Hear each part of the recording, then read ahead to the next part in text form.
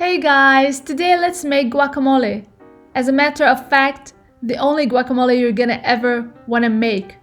And if you follow my simple tips in choosing the right avocado, you're gonna make the best guacamole every time. So let's start. So I removed that little stem part and it's bright green, so that's a good sign that this is a great avocado. And I push on it and it's a little soft to the touch. I'm gonna open it and show you how good it's gonna be. Bright green, like I showed you, and it looks very good. Works every time.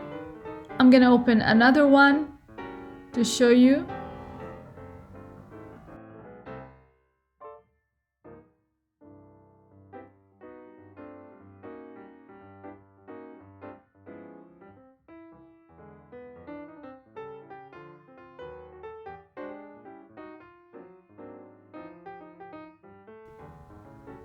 And of course, I washed my avocados just right before I wanted to use them.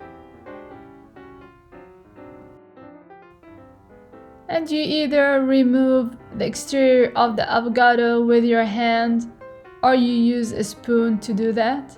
Both ways work. Some people use the knife to remove the pit, which is pretty easy to remove if the avocado is really ripe. But I really don't recommend this method because it can be very dangerous. Just go ahead and remove the pit by hand. It's safer and everybody will be happy at the end of the day. Here I have 3 large avocados that I'm gonna mash using a potato masher.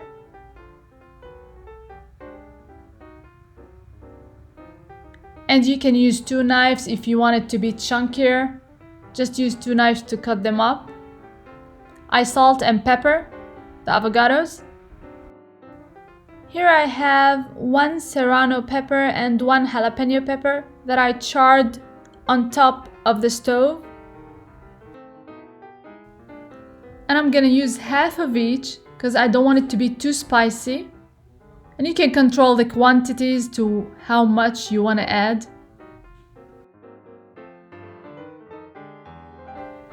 Next, I'm gonna add 1 tablespoon of orange juice and 1 tablespoon of a mix of lemon juice and lime juice.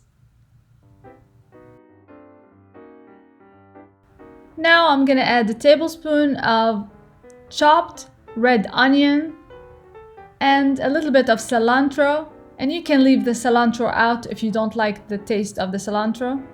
I personally think it adds a great flavor. And then lastly, I'm gonna add 1 chopped tomato.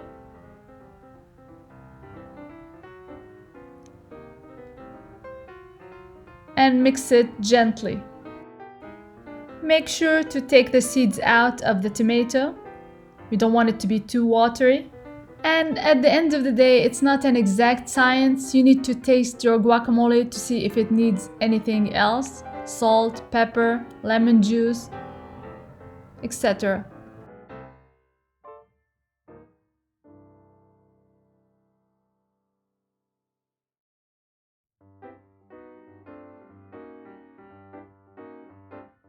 And you've got yourself a great guacamole dish. That's a great compliment to any Mexican dish, including, and the best of all, fajitas.